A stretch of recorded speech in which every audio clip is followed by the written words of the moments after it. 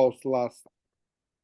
Go ahead, please. Congratulations that it is meeting number 115. I almost don't know another organization that could do so much in such a short period of time, less than, 4 years. So congratulations to the History NGO Forum. And similarly, I'm very much looking forward to Aleksandar Todosijević, very provocative and challenging topic, learning history, which is not yet history, kind of history in the making, and teaching war conflicts in Yugoslavia, for me, is really a challenge. I'm very much I don't say much now because I cannot wait to hear from Aleksandar on such an amazingly interesting topic. So I will give him the floor, and later I can say a few words myself, but let's start with the main speaker today. My pleasure and honor to introduce Aleksandar Todosijević. Please go ahead, Aleksandar.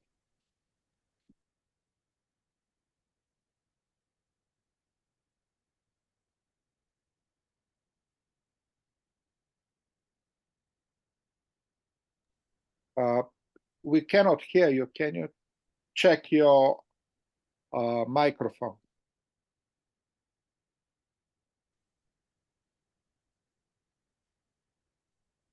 Do you hear me now?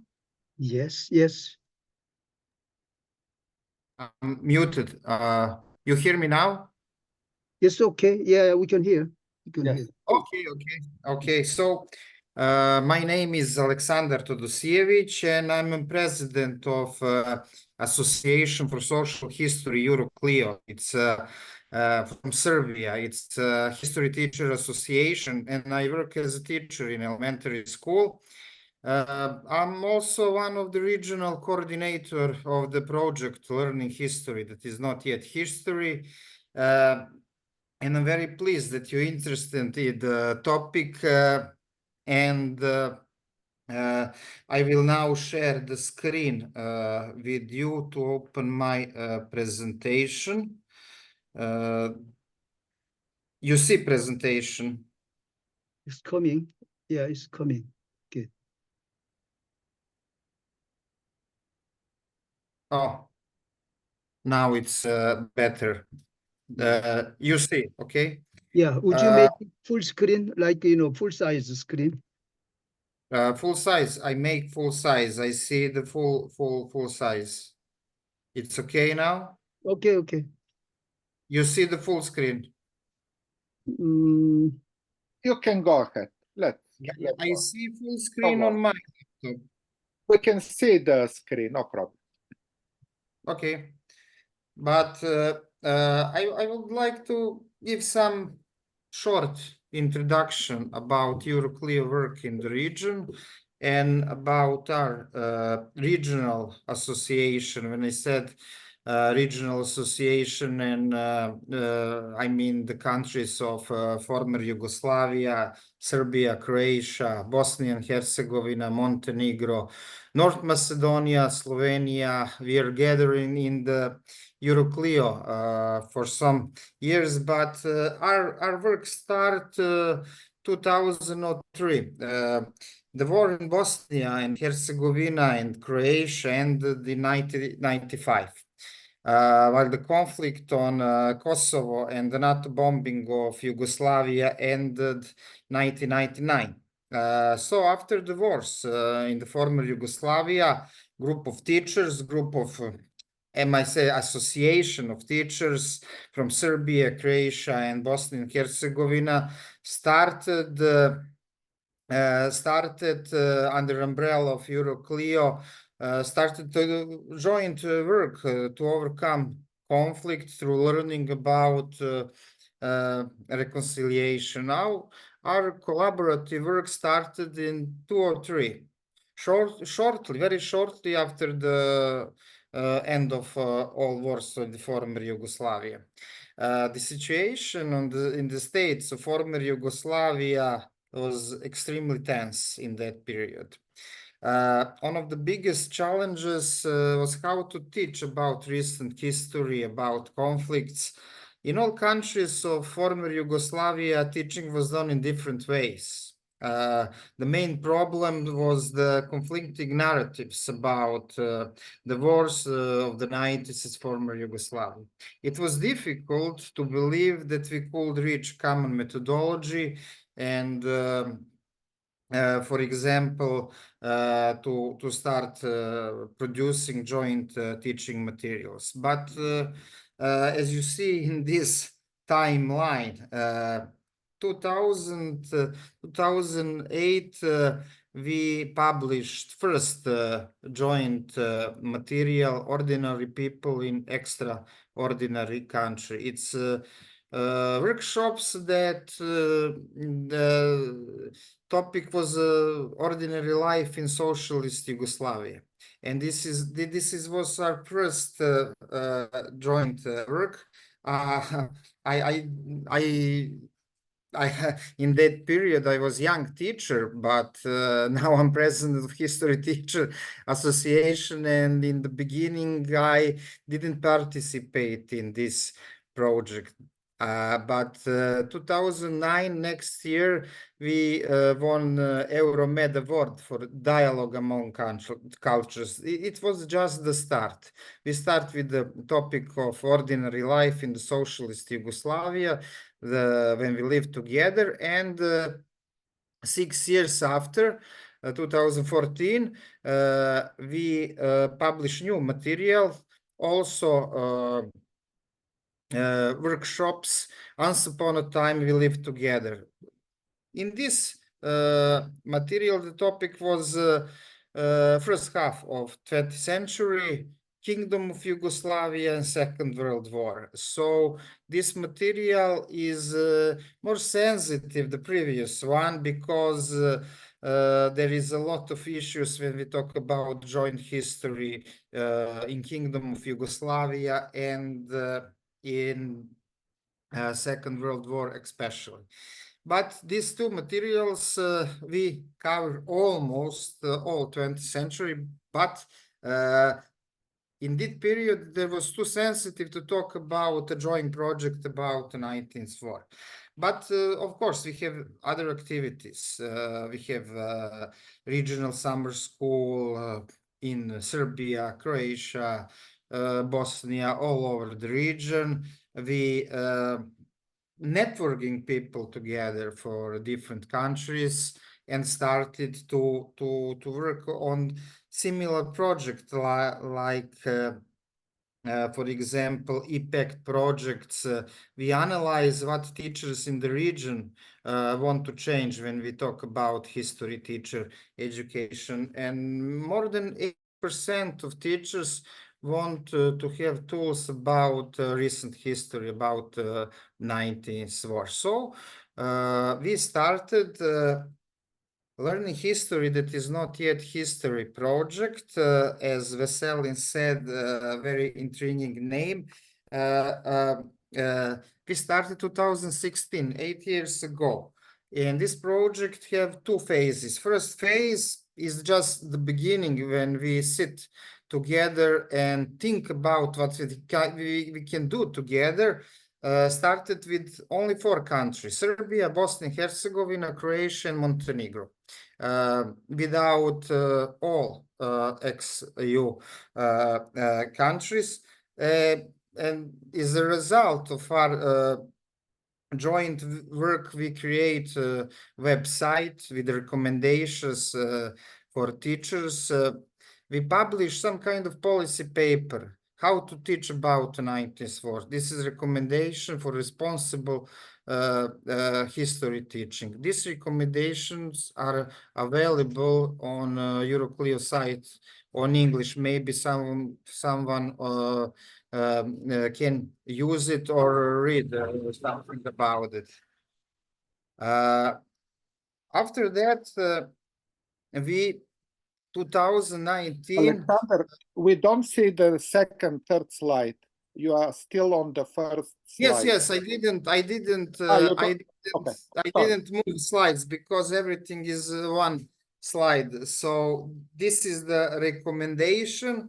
And 2019, we won Global Pluralism Award by Global Center for Pluralism from Canada for promoting pluralism and peace among the nation. This is very, very important for us, this prize, because really we didn't expect the group of teachers from Balkan to receive this big award. So that was the impulse for us to continue further.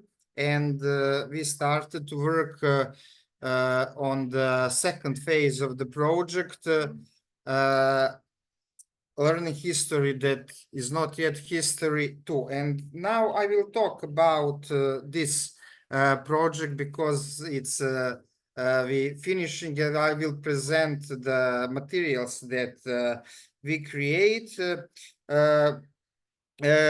We want to give the teachers tools to work on the 90s, and we produced 16 ready-to-use educational material, 16 workshops about the solution of Yugoslavia. Also, we produce a teacher guide, the handbook for teacher, how to teach about sensitive and controversial topic in the classroom, and many other. We have also plan to organize regional conference, regional seminars, and our project now it's on the end. Sorry if you hear some noise. I'm between two classrooms, and No problem. the kids are noise. It's okay. It's okay. Yeah, it's okay. Your voice is the like. Yes, you can enough, hear me. okay. Yeah. So our new publication has 2 volumes. Volume 1 called Teaching About History That Is Not Yet History. It's a handbook for the teacher. And volume 2, it's learning history that is not yet history. It's 16 workshops, ready to use material, which I will present you in the next 20-30 minutes. So first of all, I want to present the volume 1. It's a teacher's guide for teaching sensitive and controversial issues in post-Yugoslav space. Editors of this material is Dejan Marić from Croatia, Ana Radaković from Serbia, Catherine Savitsky from EuroClio, and Bjorn Vansing. They're the editor of this handbook, which is very useful from teacher, because we want to offer to teacher some models, some strategies and guidance for teachers who challenging with this sensitive and controversial topic in the classroom. And we worked on this material and methodology for more than 10 years. And we want to present teacher and offer him the good guide, because this material is very sensitive, as you see, especially because we nowadays live in the post-conflict society. These days, very actual resolution of the United States of Srebrenica, and other very sensitive topics are still present.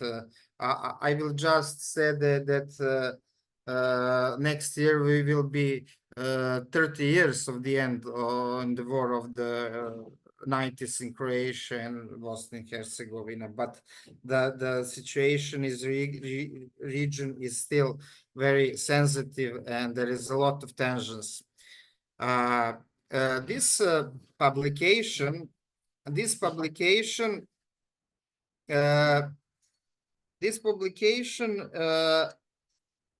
have some of the chapters. One of the topics is navigation, emotional, and trauma. How to deal with some of difficulties when we teaching about sensitive and controversial topics. There is a lot of emotion and trauma, both of the students and teachers. So this manual is will be also available in English language. So I think that all these chapters are applicable in other regions and the other countries. So it's I think that will be useful also for you. Also, one of the main topic is how design a lesson. Setting the learning game, selecting lesson topic, developing sources, activities, and also special attention is given to designing the lesson with the historical thinking in mind. I will show you the one example of the workshop later. Also, one of the main issues is how to create during the lesson safe learning environment, because the teachers in the region, not only in Serbia and in other country, are under the great pressure from parents, under the great pressure for local community, local municipality, and the conflicts with the parents is also very important when we talk about this sensitive topics of learning about wars in former Yugoslavia. And also we discuss how to reflect what happened during a lesson to help improve our own teachers' practice and to approach in the class to ensure the environment remains safe and relationship intact. So this is just few hints about the chapters of our handbook, but I hope that when we publish that you'll be interesting to see that. But the main material of our workshop of our volume 2 is 16 workshop. We divided in 3 groups: history of hope, history of war, and history today. So we have 3 big themes: hope, war, and history today. So in these workshops, you see different colors. For example, I will show you now all of these workshops and give you a short introduction. So I put on the side flags, so you can see that the authors of these workshops are usually mixed teams, mixed countries. So the main point is that all these workshops are present the Aleksandar, we don't see. We are still on the first page. You're still on the first page. Oh, I told you. Can you move down the slide? Yes, I move. I present you more than 4 or 5 pages. Wow. So did Yeah. you see At least- I on my At least laptop? in my screen, it's the first one. I don't know the others. I Try- am now Check on the again. Mm. I am now on the 5 or 6 page. It doesn't move. It doesn't move. You don't maybe I can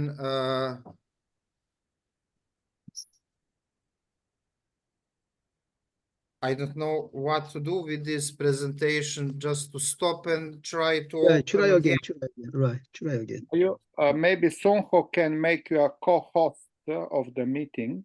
Okay. And you, when you share the screen again. Yeah, I'll try. Okay, now Okay. okay. Yeah, it's right. Yeah, You we see yeah. different. Yeah. It's already moved a lot. Okay. Yeah.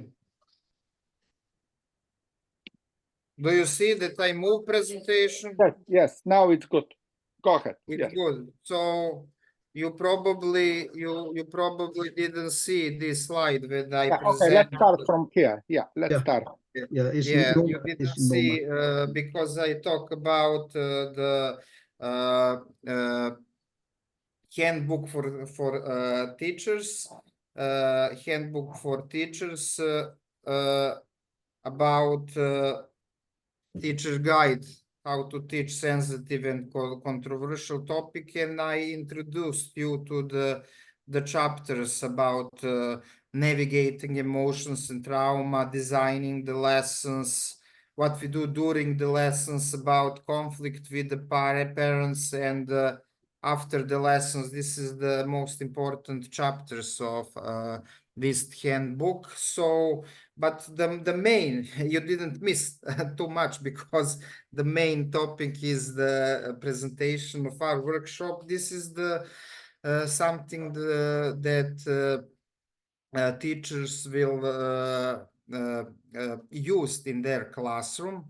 So we have 16 workshops, different topics, and we divided these workshops in 3 big groups: history of hope, history of war, and history today. So these 3 group of workshops are presented in this manual and publication with the different colors: green, blue, or red. On the end, I will show you the one complete workshop, how it's designed, how it look like. But now I will present you all 16 workshop just in few words. So sorry, as I said, you didn't see, I put the flags on the country on the side because this is the flags of the states, of the authors of this workshop. You can see that our joint work is based basically on mutual respect and collaboration, because many of these workshops are done the teachers from the different countries. And very interesting is that we work a lot of these workshops. We have a lot of meeting, lot of discussion, and all members of the teams. I was coordinator, one of the coordinator. All members of the teams and all authors and evaluators must agree on the main issues. In this group, this is the history of hope group of sources. First workshop is scale of justice. The key questions of to what extent has the International Criminal Tribunal for former Yugoslavia fulfilled its purpose. It's very sensitive workshops. It's about Tribunal of Hague Tribunal, International Court, and this is probably one of the most sensitive workshops in this manual, because the international court is representing different country is is very unpleasant manner. So this workshop is very very sensitive. Other workshops called Invisible Heroes, who are the hidden heroes of the 90s war.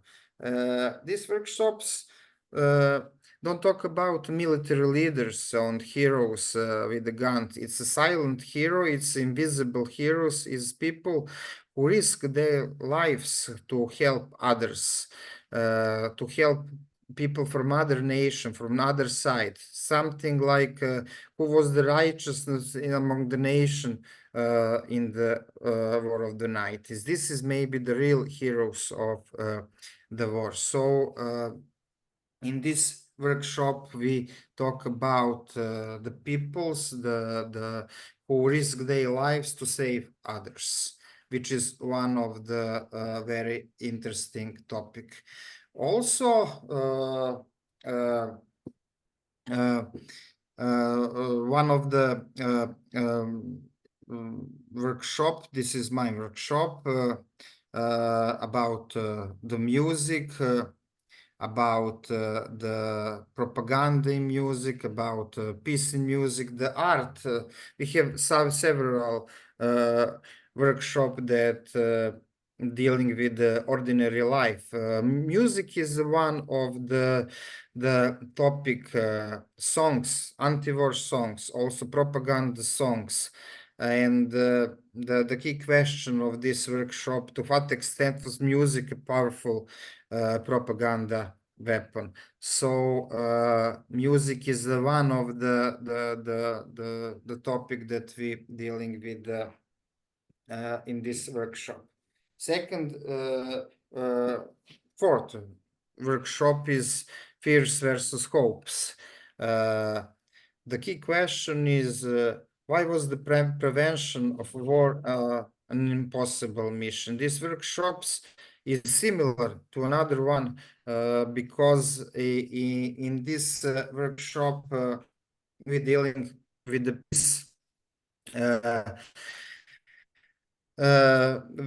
peace movement, with the some kind of peace strategies, and is it possible that politician can stop the war? But when we talk about peace and learning about peace, and the fifth workshop is also dealing with these issues, because they call Peace Brother Peace. It's about anti-war movement in all countries. There's similar one, but the first one, it talk about the politician and some kind of strategies for politician, and other is based on the activities of NGO organization and some persons who are involved in anti-war movement. After the art, the sixth one is about basketball. The sports are very interesting topic when we discuss on the war. Everybody asks us why you don't dealing with the football, why you choose basketball, because basketball was maybe most popular sport in the former Yugoslavia, and in basketball Yugoslavia has a major success. So this workshop is based how we want to explain the impact of the wars on the fate of sports and athletes, and when the country fall apart, everything is fall apart. On this picture, you can see two very famous player, Serbian and Croatian, with the same name. They call the same name. One is Bojan, second one is Bogdan Bogdanović. So they're very popular, but they came from two country, from Serbia and Croatia. So this is also one of the workshop dealing with the ordinary life and culture. Now we started with the second group. It's a history of war. History of war group is probably the most sensitive one workshop. So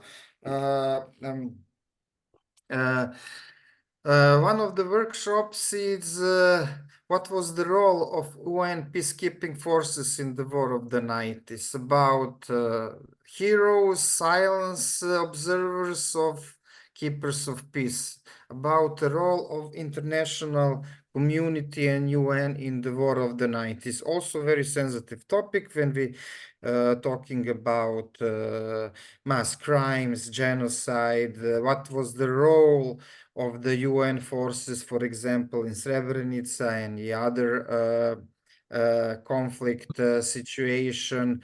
Did they achieve their role or just or do nothing? So this is very, very, very interesting and one of my favorite workshop. Also, the second one for group about war is Lost in the Storm. It's a refugee experience as a result of the War of the 90s, as an example of operation of Storm.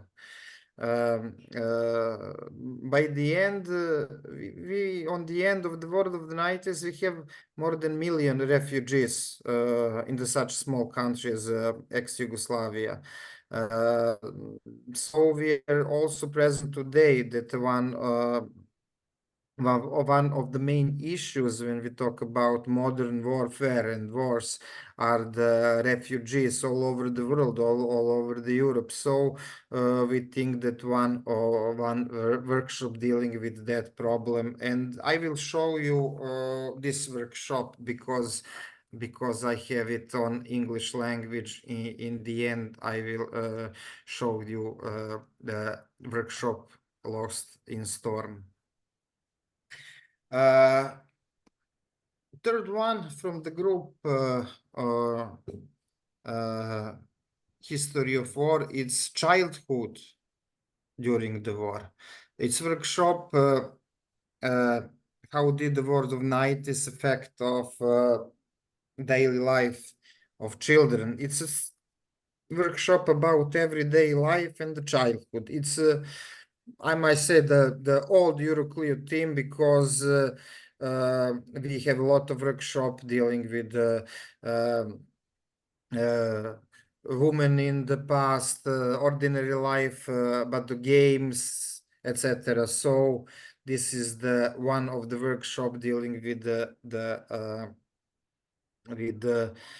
children in the war. But also very sensitive workshop is maybe the most sensitive one is people behind the wire.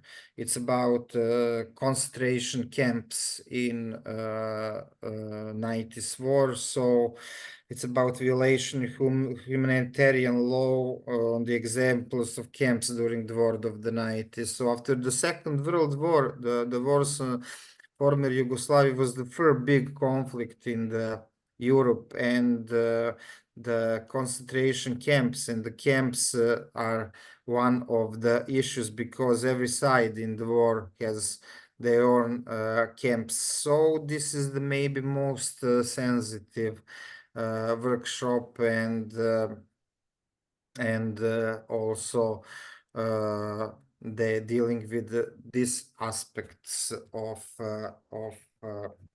war. Now we have also the workshop dealing with the destruction of cultural heritage. Also, what was the fate of protected cultural monuments during the war? In the War of the 90s, after the end of the war, we have new terms like urbicid, kulturocid, because every site in the war, in the conflict, want to distract, want to demolish the cultural monuments of the other side. Either are the historical monuments, either the religious monuments, also on the target, on the destruction was the anti-fascistic monuments from Second World War. So this is a very, very interesting workshop dealing with the destruction of cultural heritage. We have many examples, and there is a lot of questions why this happened in that way. Also, we have the workshop Fear of the War. What was the consequence of the war for the civilian population? It's about ordinary people in war, and this workshop is based on the analysis of it's based on analysis of visual historical sources. So it's unique one because it's one of the workshop when the activities are based on the analysis of visual historical sources. And on the end, we have third group of workshops is History Today. This is very important group because nowadays we have a reflection of the 90s war, and many will say that the 90s war aren't finished yet because there is a lot of tensions in the region, because we still nowadays live in post-conflict society. One of the workshop War of the 90s in the media today about the representation of 19 war in the today's media. In what way and what image of the wars of the 90s created by the media today? It's key questions, and we are witness today that every side in the conflict, every country in the region have their own version of history, and media create, which is very important when we talk about war propaganda, and it's very important today when we dealing with the issues now, what happened 30 years ago in the war. Now it's actual the resolution about Srebrenica in United Nations, and media reactions in all countries very different. So this workshop is related to some issues of the 90s war in the media. Also, other aspects, War of the 90s in the history textbooks.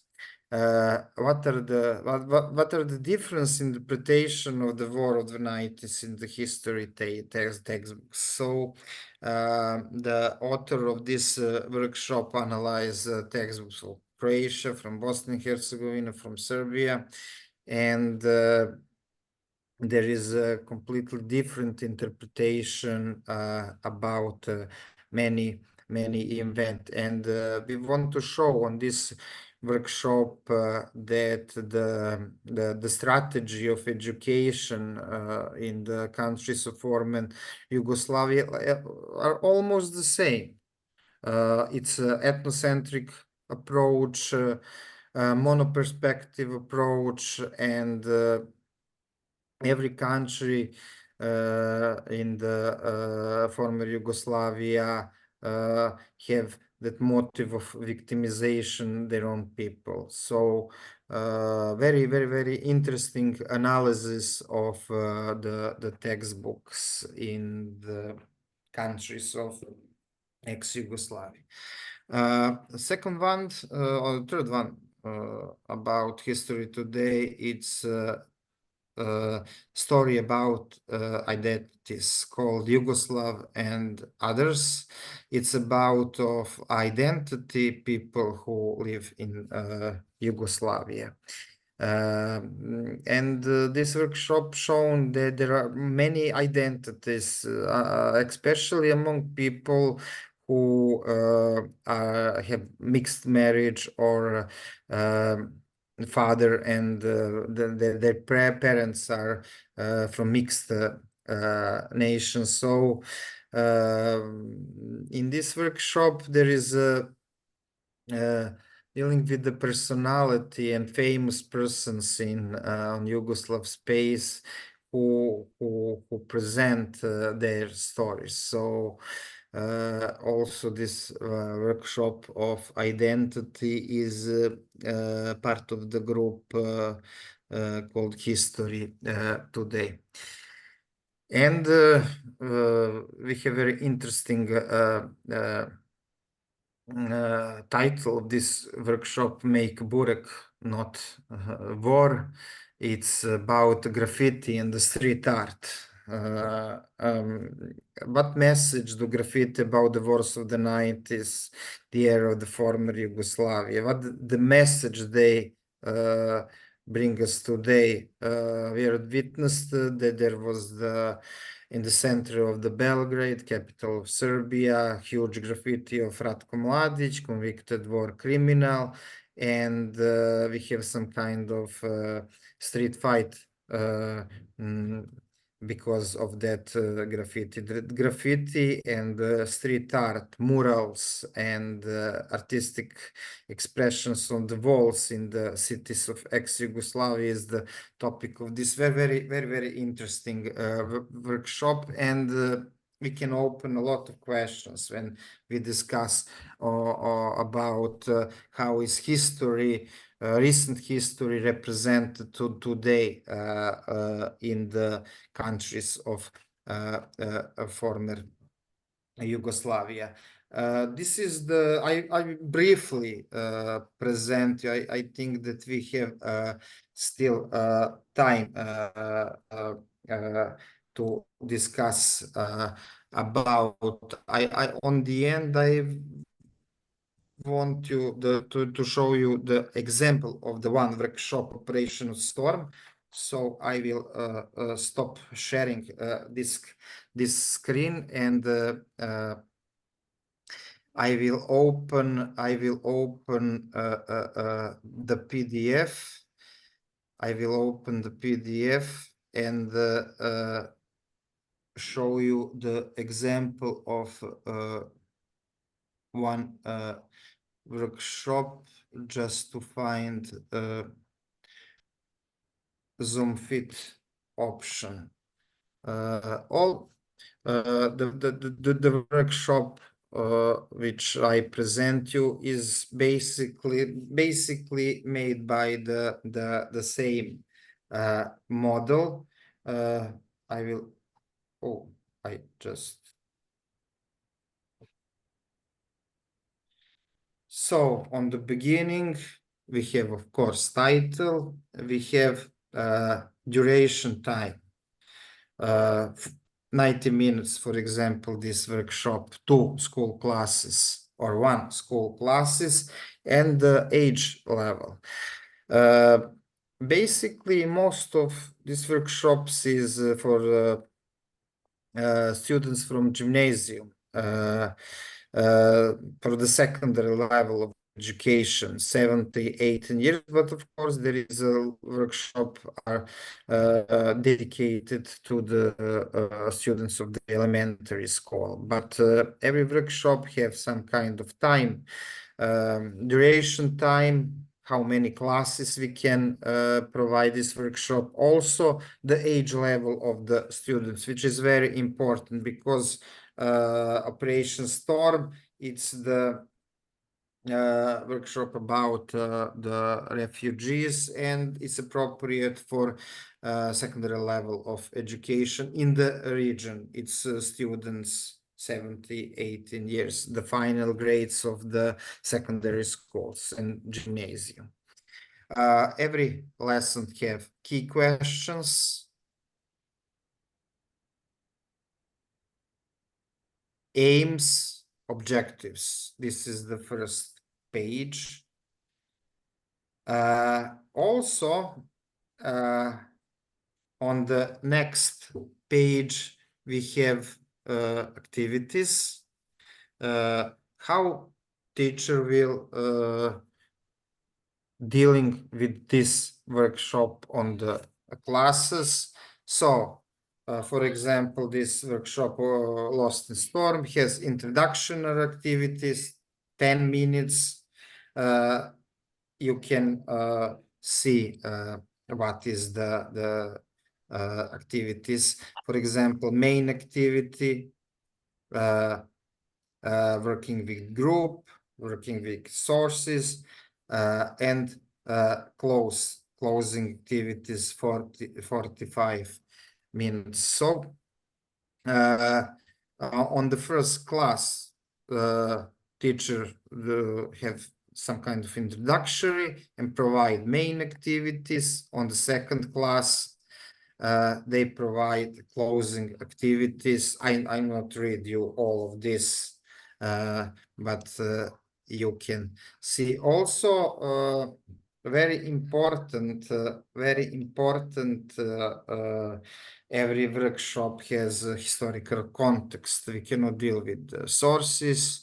We cannot dealing with visual sources without context. Context is something that it's very important also for teachers, but of course also for students.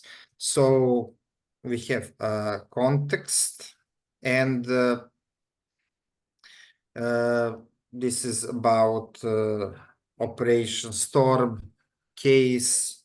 We must be familiar with what happened in the Croatia during the war. Why such who live on this? Why is this conflict possible? And now this is the activities for students and of course for teachers.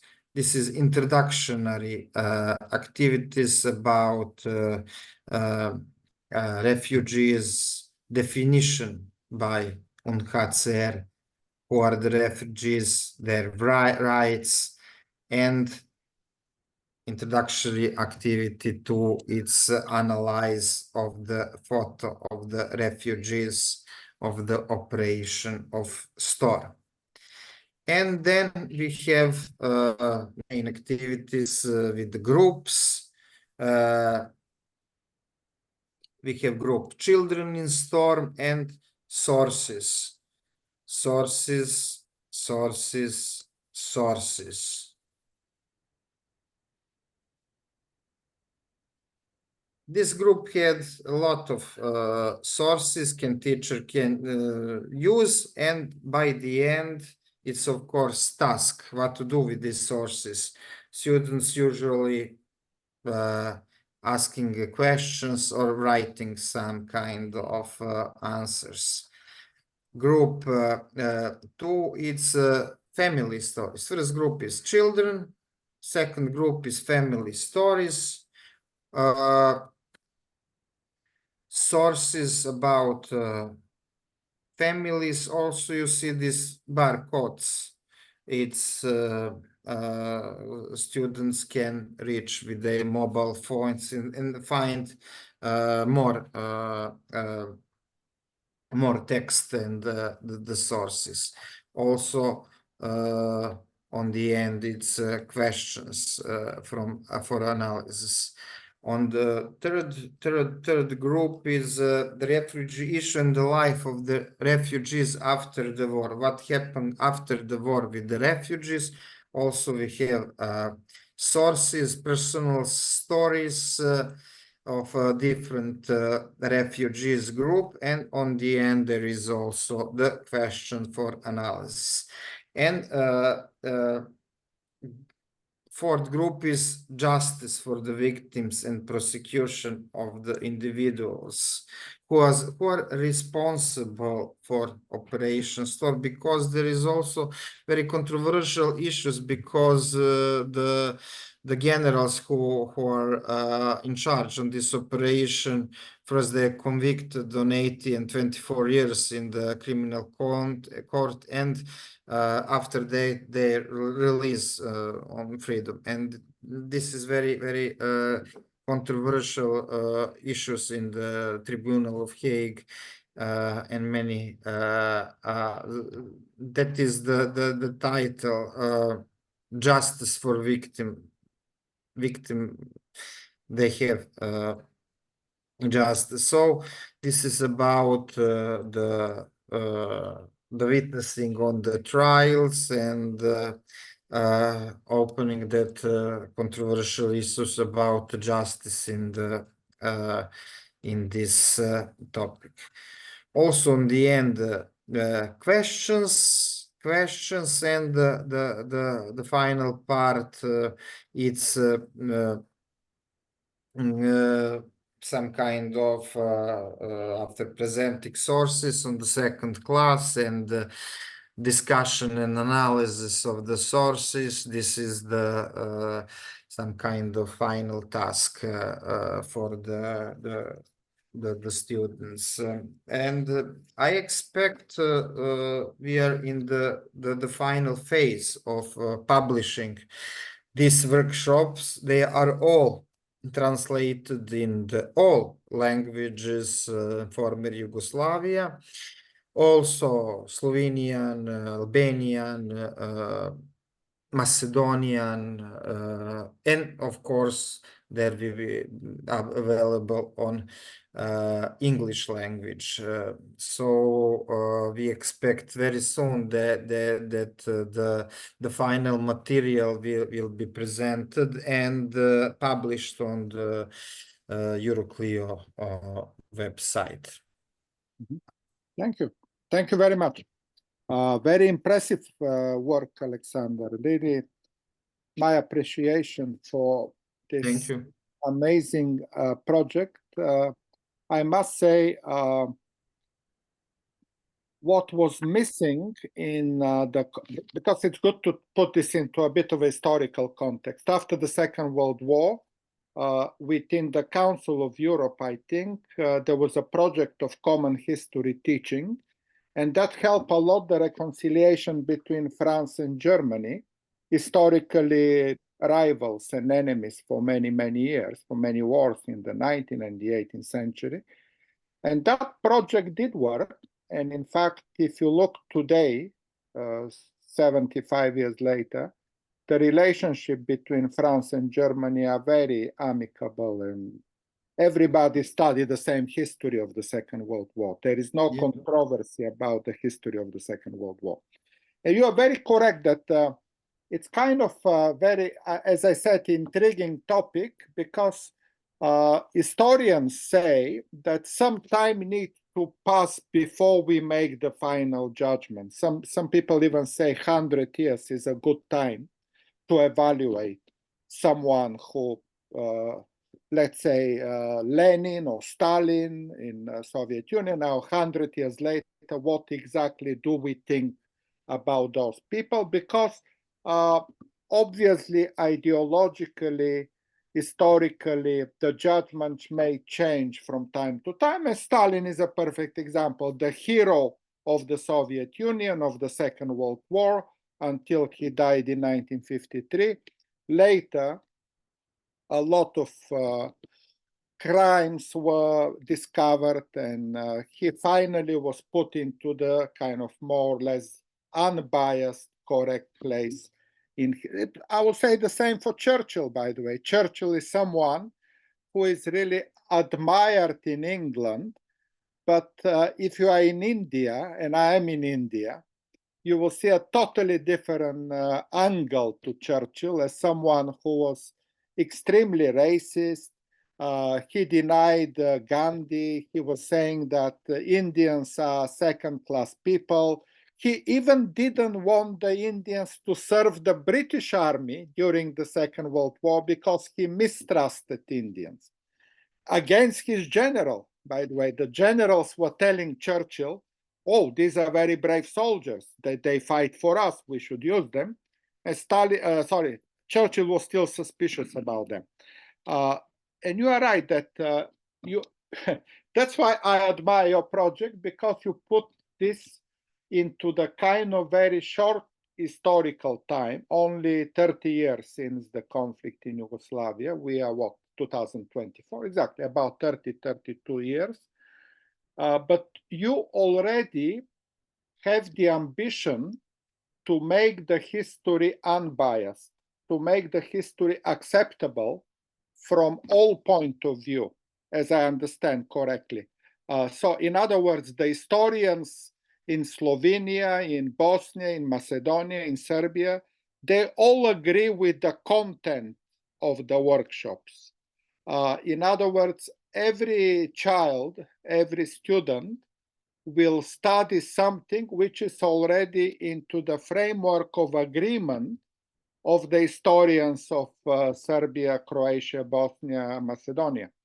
Is that, and in a way, did you have controversies between the study of history in Bosnia, Macedonia, Serbia, Croatia? Yes, I think that that is the main problem, because I don't think that will be some kind of agreement. We didn't want to make agreement. We want to open the floor and to develop critical thinking. We want to ask questions. So it's not a part of our agreement, but of course, when I have presentation, we agreed about activities, about methodology, about sources. We want to make students to think and discuss about, but we have, you mentioned Second World War. We till now in present, we don't agree about the Second World War, and our project is called Learning History That Is Not Yet History, that not official history, because only 30 years passed, 20 years when we started dealing with that. So we're dealing with the history that we know, official book, official some kind of monographs and serious studies, but this is just the starting point, yes, because we want I cannot agree more, because when I was a student in London, I suggested a project called Common History Teaching in the Balkans, by the way, Greece, Serbia, Bulgaria, Turkey, Albania. And my professors in London were kind of unhappy with that, because they were saying, well, we cannot have common history teaching, so every historian might have a position, and we don't want to impose a general view on everybody, which I can understand for the British history, because there you can have some individual approach to certain events. But when it comes to post-war study, what happened during the war, I think it is very important to have some common ground. Otherwise, for example, Serbia may reject Srebrenica and say there was nothing there. It was media, propaganda and manipulation. And the same, Kosovars will say we did nothing wrong. Croatia may reject the Operation Storm and say this is also media propaganda. So in other words, the role of the historians here should be somehow to get together and to agree on the basic factology, exactly like Germany and France did after the Second World War. There was also a lot of disagreement, who did what, war crimes, crimes against humanity, genocide during the Second World War. But it is important task for me, at least, for the historians in such conflict, post-conflict situation to, and by the way, I will ask my colleagues here from Korea and Japan to also say something, because this is also missing in terms of evaluation of the history of the Second World War between China, Korea, and Japan. Until what, 75 years later, there are still a lot of controversies, a lot of differences in interpretation of the facts of the Japanese occupation and so on. Let's now have our members to talk. Thank you very much. Manuel Vidal was first, and then Miki Oshi will be second. Thank you, Mr. Popovsky. I have a question by chat, if you don't mind. I send by chat my question. You could read it if you want.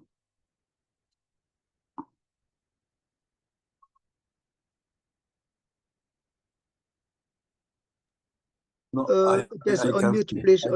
Unmute, please. We couldn't hear you. Yep. The question is, Yugoslavia was a miracle of union of different sensitivities, nationalities, religion. Relationship between the population during the communist period worked very well.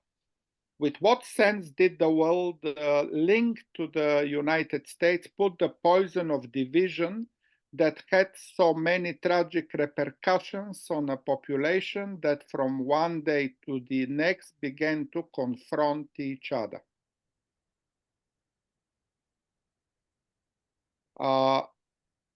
Manuel, do you want me to respond or Aleksandar? My kind of counter question is why do you think United States put the poison here? Yes, because the evidence of the United States putting the poison. Because the United States, when it started the conflict, the United States say different nationality to Yugoslavia, you have to separate, to start to make commerce, to have relation to market commerce. You have to separate. This is the when it start. This is maybe the United States is afraid about the power of Yugoslavia and want to separate. This is strategy. United States common, very common, no? In Asia, in Latin America, but you know more than me what happened in Yugoslavia in the first of the conflict. Okay, I wouldn't blame the United States here because usually they are reacting to events which already happens. You know, often people tell, I'm from Bulgaria, and people tell me it is United States, they remove the communists. And I feel like offended, you know, I see it's not Ronald Reagan, come on, it's not George Bush. We, the Bulgarians, march the street. We risk our lives to fight the communists. Why do you tell me United States changed the communism? Not at all. They were speaking, they are supportive. Ronald Reagan talked about the human rights and rule of law, but it was not Ronald Reagan that changed the communism in Eastern Europe. From Mr. Popovsky, you know, you have the example in Ukraine. What happened we have a big problem in Europe through the American because they start. So the Ukrainian war, it was Russia that invaded Ukraine, not United States, right? Yes, because Ukraine. That's the truth. We're historians here. We should tell. No, Ukraine changed Russia the government. Invaded Ukraine. Simple. United States changed the government in Ukraine. It's a brutal, unprovoked aggression, and it's not my opinion. It's the opinion of 142 countries in the General Assembly of the United Nations. All the global South, Japanese, Koreans, everybody agreed that it was a Russian, unprovoked, brutal aggression of Ukraine. Let's go to Mikio Oishi now. Mikio, your time. No, but after okay. I later. Okay. Okay. Anyway, and Mr. Todosijević, and maybe my pronunciation is wrong, Mr. Todosijević, and also Professor Popovsky. Thank you very much for your very interesting discussion between two. The content of the discussion by two of you was exactly I want to explore. So I'm quite excited and from your discussion. So maybe I may maybe focus on, maybe pick up certain issue, maybe from what you are discussing between the two. So Professor Popovsky stressed the importance of coming up with a kind of common understanding of the conflict, right? And especially if maybe two countries or regional countries coexist, stay together in the future, there might be a certain degree of common understanding, yeah? And of course, this is a big issue in Northeast Asia, including Japan, South and North Korea, and China. But I will not go into the issue of Northeast Asia. I want to focus on what has been happening after the war in former Yugoslavia, because this is quite fascinating, and definitely we in Northeast Asia and Southeast Asia can learn a lot, and from the ongoing experience, this is very, very fascinating. And what I want to discuss is more or less similar to Professor Popovsky's question. And there should be a certain degree of common understanding on the conflict. So each country developed different narratives, and these narratives obviously clash among themselves. But for the future, there might be certain common ground, common understanding. And but on the other hand, as Mr.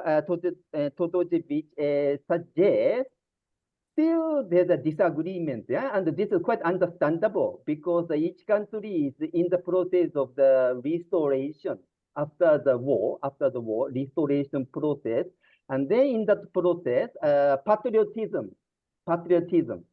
and centered on each country. Patriotism is very, very important. And I don't deny patriotism in general, especially now the globalism is very strong. Globalism is a kind of, how do you say, universal understanding, maybe uniform understanding of the world, right? And one world. But I'm increasingly, how do I say, differentiating myself from the globalism. And also what is called cosmopolitanism. For a long time for me, globalism and the cosmopolitanism is a very, very important concept. But now I'm increasing, I'm more and more, how do I say, going down to the land. So I'm kind of the more sympathetic to patriotism. But of course, patriotism is exclusive, right? Exclusive to each other. Yeah.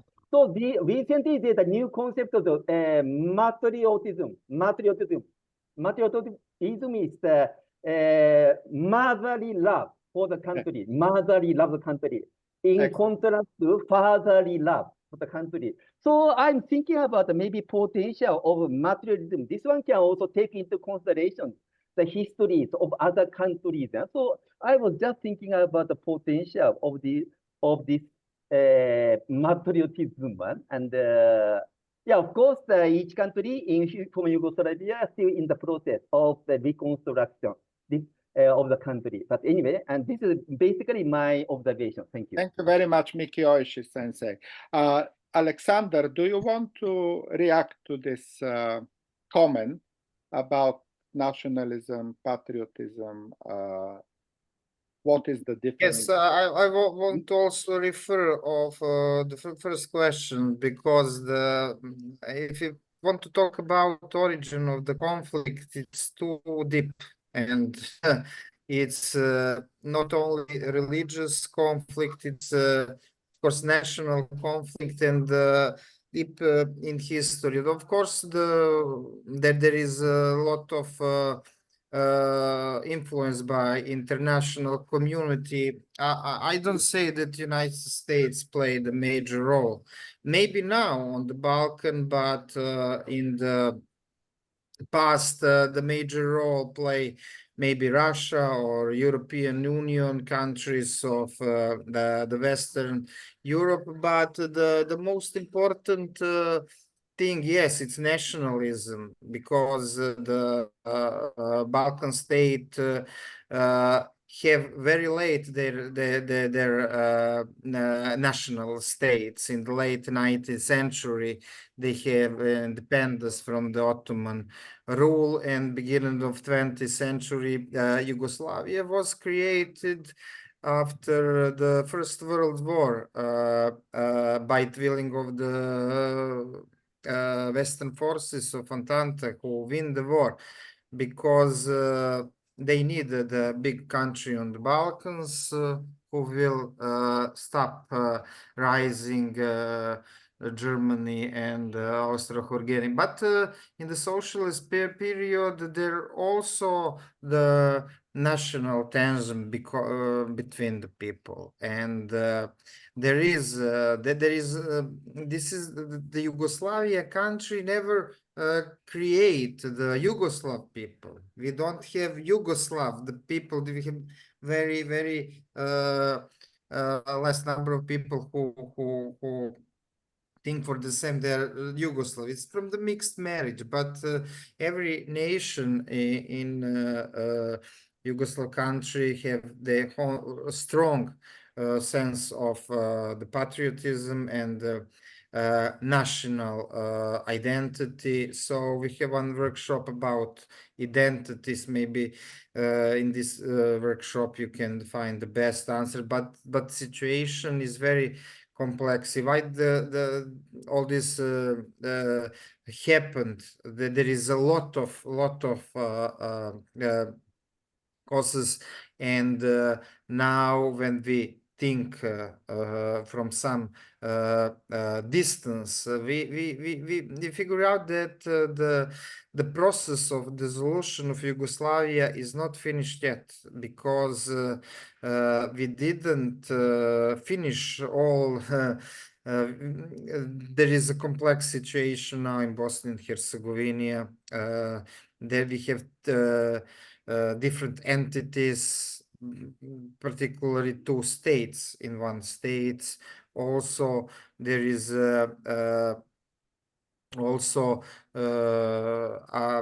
have the status of Kosovo in the Europe official. They're still part of the Serbia, but practically it's independent states. Don't recognize until now by UN, but in the Balkan we have this process. I see a question from Nana Tsihistavi, because her connection is not good, and she asked a question, but because she cannot connect, I would like to read the question by our Georgian colleague, who asked about peace building in communities.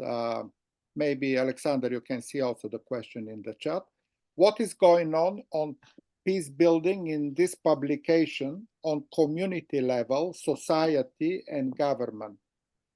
Nothing is going on, or some bright side of history is already emerging? Can you answer, please? Well, also it's very complex, because one of the main aims of our project is reconciliation and peace building. So, but the official narratives in all states of former Yugoslavia, in Serbia, in Bosnia and Herzegovina, and Croatia is not not voices of peace. Now we have nationalistic government in Croatia. In Bosnia we have also nationalistic tensions. In Serbia also, with this resolution of UN, our aim is to promote peace building and reconciliation on the level of the teachers, of the level of education. And it's no problem that we have some kind of seminars, summer schools. We can discuss normally and like friends. Also on the level on the ordinary people, we we're available to travel free on all countries of ex-Yugoslavia, and we don't have any problems. For me to go to Croatia, to Bosnia, some from Croatia go to Serbia, there is no problem. But problems is on the higher level, because the politician, their public speech are very poisoned, especially when are election times. This year was electional year for Croatia and Serbia. So when is election in progress, the tension are higher. So there is a lot of nationalistic propaganda in many countries, and the one of the main actor in this part is of course media, who promote such state campaign. But we want to talk about peace, we want to build peace, but peace is on the level of the common ordinary people already built, and we don't have problem with that. But Balkan is year after year in some tension, and when Fully it is understand, peace, Aleksandar. In fact, you mentioned what is the bright side. What Nana Tsihstavi is asking, is there any bright side? And I think you mentioned it very well. People, regular people, they don't have problems to live together, to travel, to meet, to do business together. They enjoy the community. But the problem is if politicians become nationalistic, and you mentioned that some nationalistic parties win elections, and that also brings the continuation here of the former conflict. But yeah, you answer very well the question, that it was the self-determination of people. People in Yugoslavia never felt Yugoslav. They felt what they are, Slovenes and Serbs and Croats. And the self-determination was actually written in the Yugoslavian constitution, that every republic can be independent. So it was not really United States that separated Yugoslavia. People do that. Next questions, please.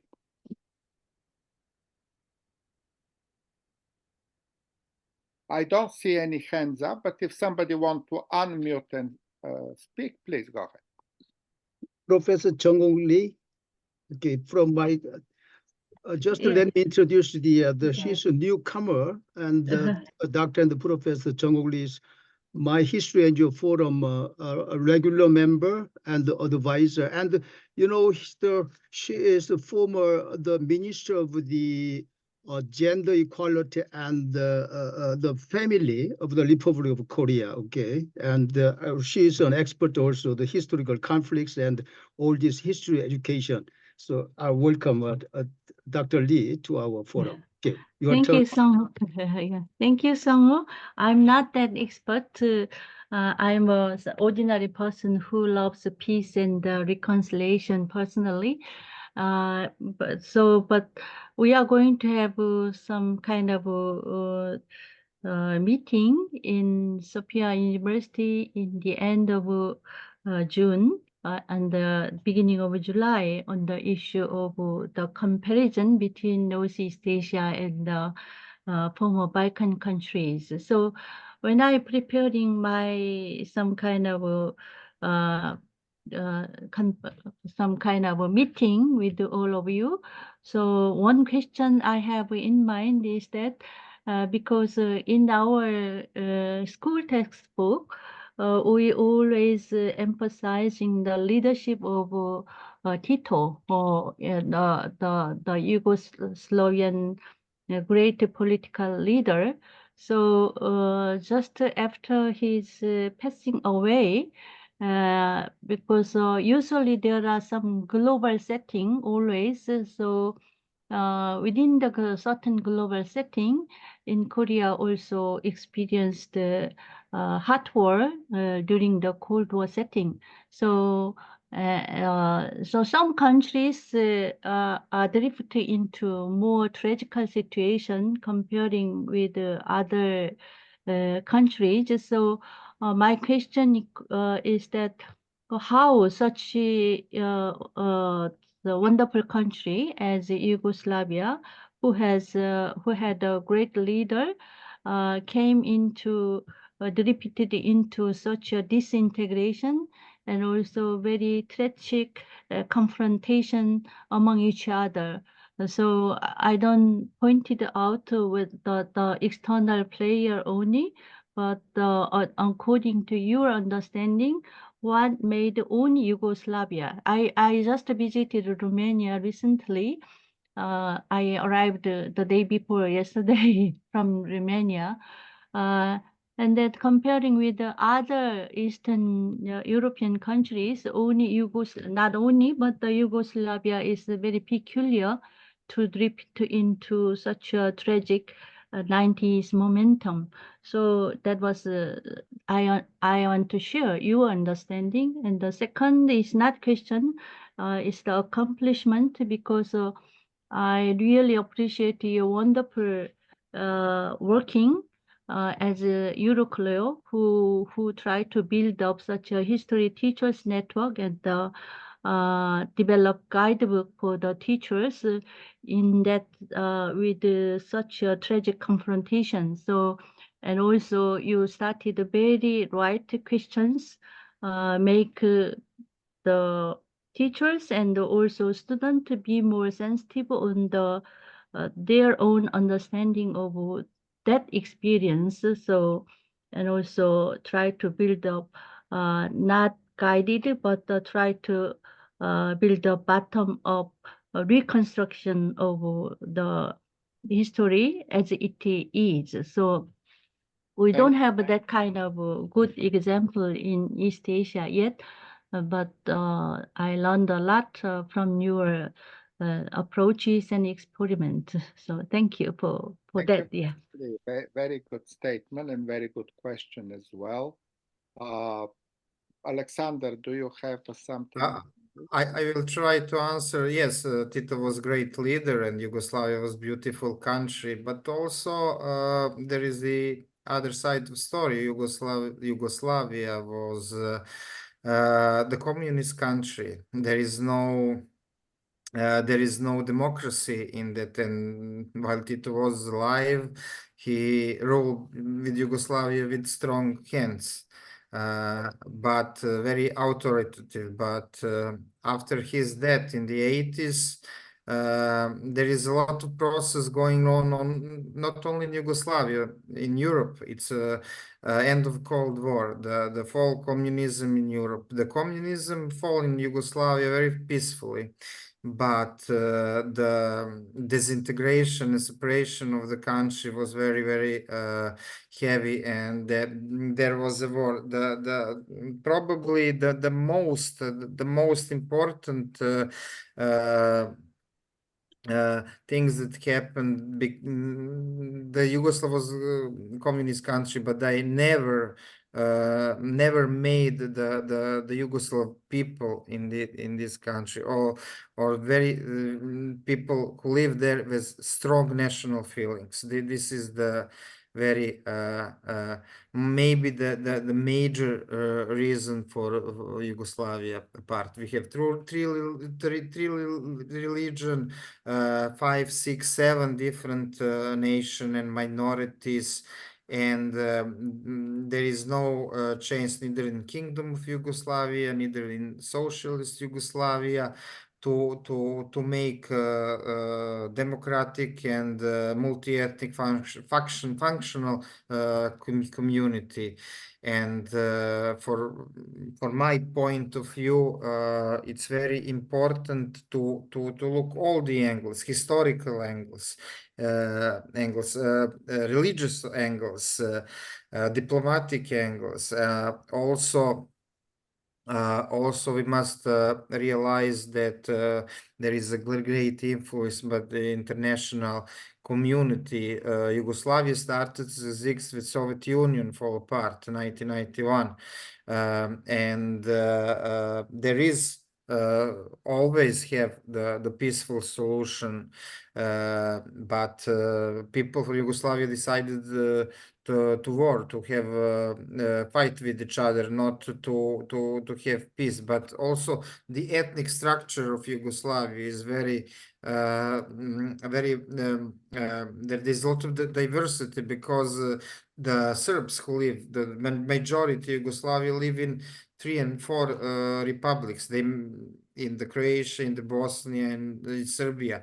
The Serbs and Montenegrins want to preserve Yugoslavia, not fall apart, because their selfish reason to stay in one country altogether. But other one want to go away. Slovenians in Europe, Croatians in Europe, and there is a lot of we can seek for many answers, but we try to provide one of the answer with this workshop. Every workshop is one answer for your question. So it's very difficult to give the simplified answer, because it's very impossible. complicated history. Yes. Absolutely, and it's difficult to find proper balance. Let me add something to the question by Mrs. Lee. She mentioned Romania, and in Romania, the change from communism to democracy was very different, very, tragic, and a lot of bloodshed. People protested against Nicolae Ceausescu, and as a result, the police and the army used force against people. Many people died of those peaceful protesters, but they continued to protest and to arm themselves until they removed the dictator. You remember Nicolae Ceausescu was one of the most brutal communists. He starved the Romanian population. They were dying from starvation because of his palaces and golden marbles. And so people have the right to remove a dictator, and it happened with some bloodshed sometimes peacefully. Like in my country, in Bulgaria, there were not so many riots, but gradually the regime has changed from communism to democracy. But in all those countries, it was a positive. So the ultimate judge are people. We need to ask people, do they feel better than during you say Yugoslavia was a beautiful country, but as Aleksandar mentioned, we need to ask the people of Yugoslavia how they feel at that time, without much freedom, with violation of human rights, with one party in power all the time. And they can take the risk to remove, by the way, exactly what Ukraine did in 2014, removing a corrupt President Yanukovych, who happened to have 20 billion stolen from the Ukrainian people, and Ukrainian people simply couldn't bear that anymore. And they rise and they remove him. So people have an important part in history. It is not only the United States, it's not only the big leaders. People make history, and they made history in Eastern Europe, including in Yugoslavia. Again, I admire the courage of the Serbian people to vote against Milosevic in elections. By the way, it was not NATO that removed Milosevic from power. Serbian people in free elections removed Milosevic as the leader of Serbia. And the next government decided to send him to the tribunal in The Hague. People have a big role in history. Let's not forget that. Next question.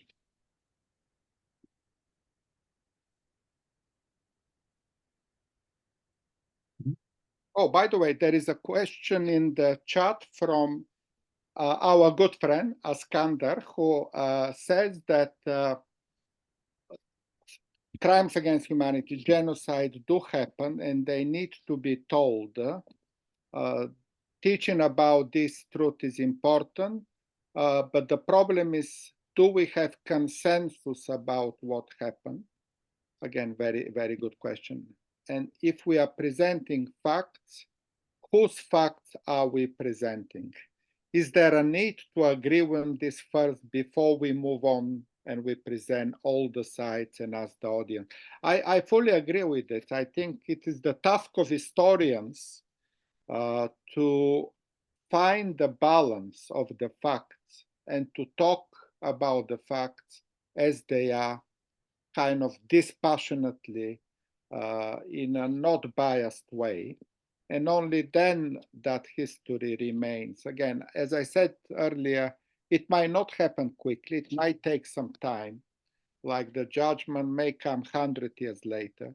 But it is always important to agree on the history is about facts. Well, there could be interpretation of the fact, but ultimately, facts are very important. Thank you, Aleksandar, for this.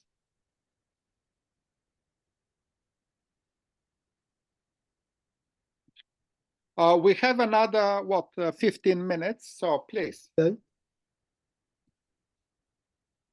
Yeah, Sonho, yes. Yes. Sonho, come. Thank you, Aleksandar, for your participation in the middle of your working hours. Okay. As already, Dr. Lee, my colleague mentioned, we'll have our conference in Bulgaria, and we are going to travel the Balkan countries. And the title is Bridging the Balkans and East Asia Through Historical Dialogues. Okay, so it's interesting. Already the moderator Vasilin mentioned that about the Northeast Asian, the situation of history education. So we have always the historical conflicts, historical conflict in Northeast Asia, because the three countries like, the China, Korea, Japan, we have quite a different some historical perceptions, and history is controlled by the like government, okay, in each country. But through, some historians or the history teachers or some association, they had some kinds of like the communication or collaboration. And already, as far as I know, we have like common history books between Korea and Japan, 4 or 5 kinds of history books. And we also have the common history book among 3 countries, like she's showing, like among 3 countries like Korea, China, Japan is very significant. But all of the books, as far as I know, not adopted by as a main text, but kinds of supplementary. And they used some for workshop, but not very popular, not very common these days. Anyway, this is very good, like our trial. Maybe we try to follow, like already mentioned, the France and the Germany, okay, their work. This is because that's why the conflict or the history education is one of the stumbling blocks. Okay, this is the barriers in the building the East Asian community or cooperation. So I'd like to make some presentation on this topic in the Bulgaria, okay, in July. This is the common situation, but how about Aleksandar, your project? Okay, this project is, you said it will be published very soon, the result. How do you promote it as this is like a guiding book for the historians or history teachers in each country, like in the Balkan area? And I wonder also the EuroClio. Of course, I know EuroClio very well, and I participated in EuroClio conference 3 times. In the Balkan area, always when I met the Balkan friends, the history teachers, they are very active, okay, in the Balkan. They are very active. But I wonder if they are the leading, okay, this group in this history education in Balkan, or you can, because it depends on the area or the state, there will be controlled by the government also, okay? Like history is always controlled by government. So how could you promote this project, this guiding book in each country, what is your the plan in the future? And additionally, I'd like to raise one more question.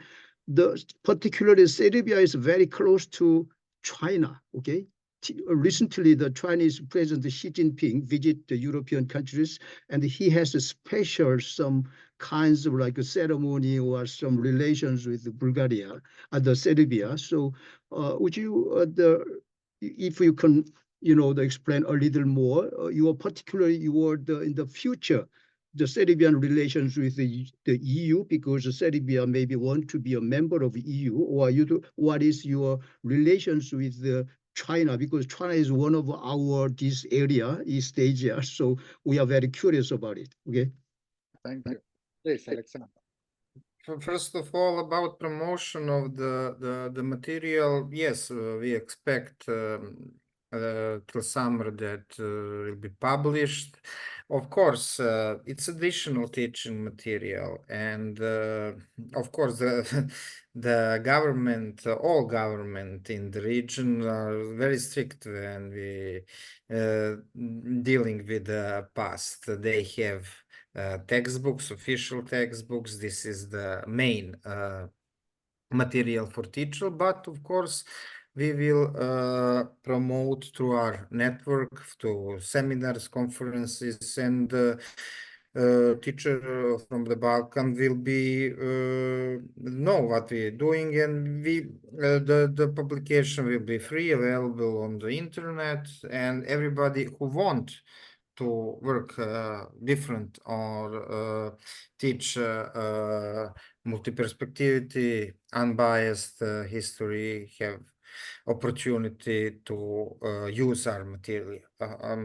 So we cannot power as a state to say to teacher, you must use this material. No, but also the official policies in the region, we can distribute this material to the teachers, so on their free will if they want to use it. But and I said that the most the biggest problem is if the teachers want to change their way of work, they must give more energy and have to have a different approach. One must prepare workshop, and this is a issue for them, but there is no some kind of politic or other obstacle by the state. It's on the free will of teachers. So I know the teachers on the region is well known with the EuroClio work, and they will basically accept that. But in the way about application in the school, it's we'll see what happened. But the other questions was related to the China. It's a good questions. Also, during the pandemic of COVID, the Serbia was first country in Europe that have the China vaccine. So I received 2 before maybe 6 months or a year before my friend from European Union have vaccine, and this cooperation is based on economic the economy, because like Western European country, Germany and others have factories and capital in Serbia. Also China build roads, bridges, and I think it's not some kind of politics cooperation, it's more than economy. But of course all the countries in the regions are very well connected to the China.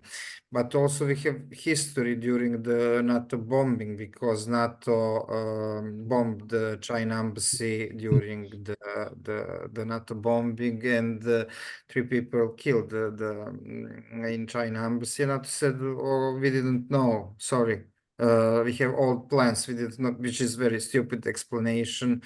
And after that, of course, there is some kind of retribution by the, but the relations are good, but I don't see in what directions they are going, because official politics of Serbia it's EU, but in practice it's near Russia and China.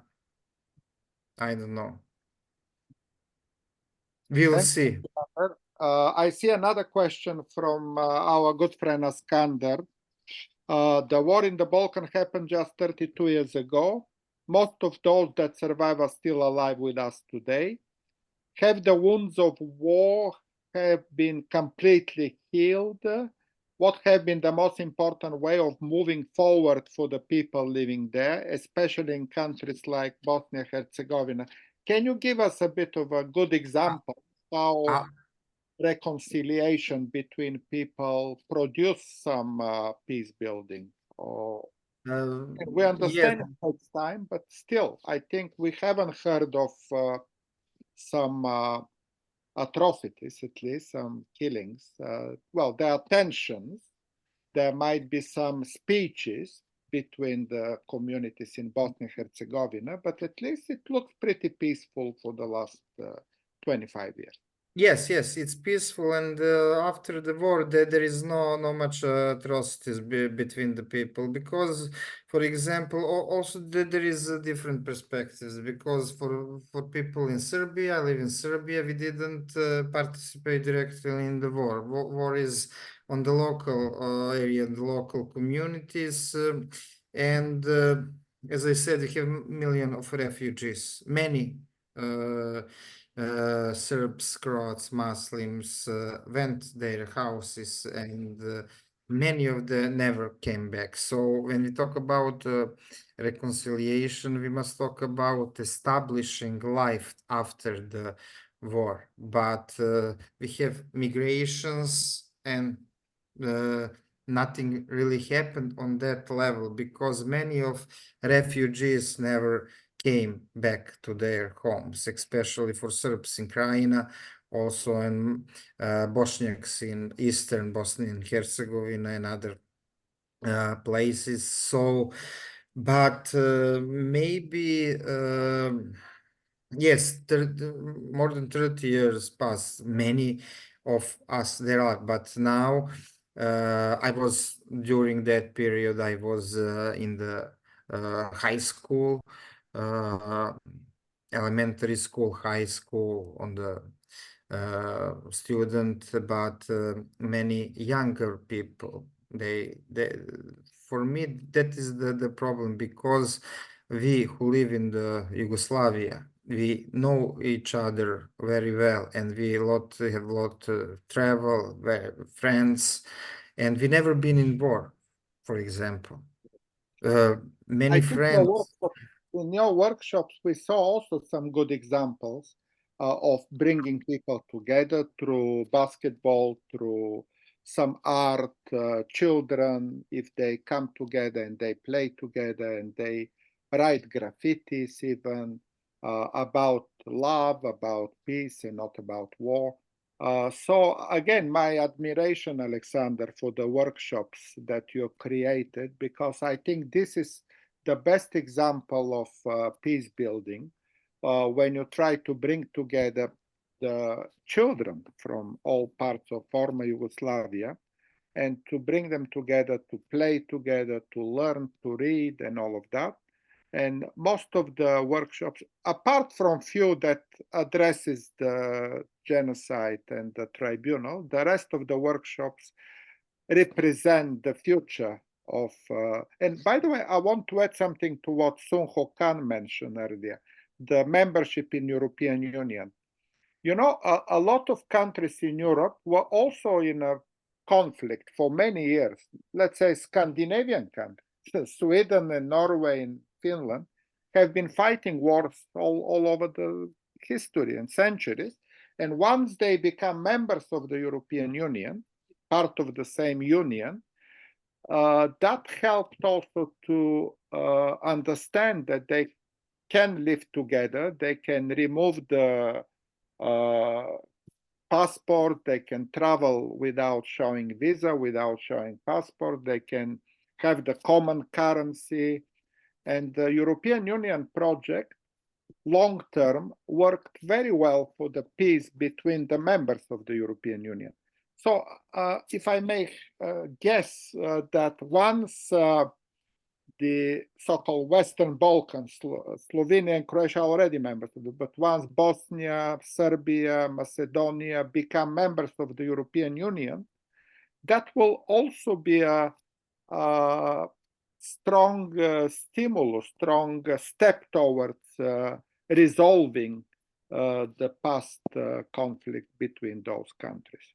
We are almost out of time. It's already 20. In my time is up 2 hours. He should return back to his class. Yeah. So thank you, Aleksandar. We are very happy to hear you and to stay in touch. The delegation will visit you in Belgrade in a month and a half. You will see some of those people personally. You're welcome. Yeah. Thank you. Okay, Aleksandar, thank you very much. And also today's moderator, okay, Vaseline, okay, Professor Popovsky, this is the Thursday Forum committee member, okay, Dr. Popovsky served as a moderator. And the teacher Aleksandar, thank you for your presentation and also for all the audience participation in this discussion and Q&A session. And some Korean members will be there in 1 month, and we'll see you in person, okay? We'll see you, and we can learn more about your Serbia. Yeah. Like a history museum, we visit exploring the culture and the history, okay? So we would like to have more dialogues, okay? Dialogues between the Balkans and the East Asia, okay? And let me okay, let me announce our next program. 2 weeks later, we'll hold our forum, 116th. Okay, this is the Thursday forum. This time you already mentioned, Vaseline, about the European Union, but here in Southeast Asia, okay, like we call it ASEAN, okay, ASEAN. Association of Southeast Asian Nations. Okay, this is one the regional cooperation, regional integration here in East Asia, like the building the common house of ASEAN. Okay, the title is Regional Cooperation and Peace Building through ASEAN, and the speaker, the presenter, is here. Professor Mikio Oishi, okay, we'll invite him to be our expert of this area, ASEAN, and like peace building. Okay, so we'll welcome you to our next forum if you can spare time. Okay, so until then, everybody keep safe and okay, healthy. Okay. Okay. See you. And good morning. Thank you so much. Thank you, everyone. Okay. Thank you, everyone. Okay. Bye-bye.